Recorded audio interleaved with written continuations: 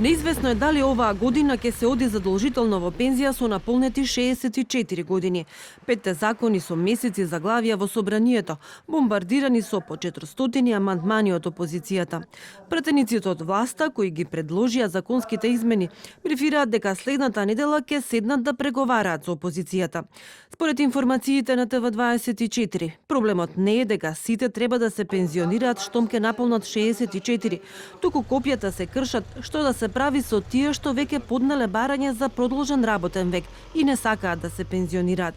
Министерката за труд Јагода Шахпаска вели дека измените ги предлагаат пратениците, а не Министерството, и побара тие најбрзо да се договорат. Нашите сознанија се дека сите амандмани се во суштина исти само за преместување на рокот за важење на законот, да се договорат и ова законско решение да биде поднесено, затоа што на крајот на криштето тоа е и нивни предлог. Доколку законските измени бидат изгласани, ќе стартуваат веднаш и не мора да се чека нова календарска година.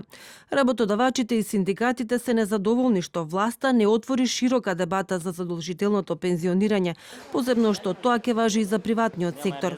Но впечатокот е дека и на власта сега не и се брза, посебно во овие пандемиски времиња, да има нов наплив на пензионери и на тој начин да го стават на дополнителен трошок пензискиот фонд, кој онака мака мачи со исплата на пензиите.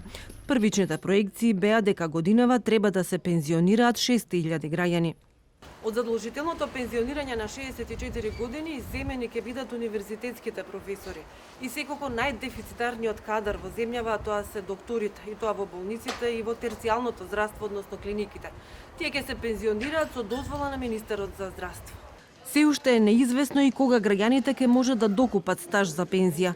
Тоа е процес што трае, уверува Шахпаска, или дека пред да се донесе тој закон има и други приоритети, но дека до крајот на мандатот, односно до 2024 година, изборното ветување дадено пред граѓаните ќе биде исполнето.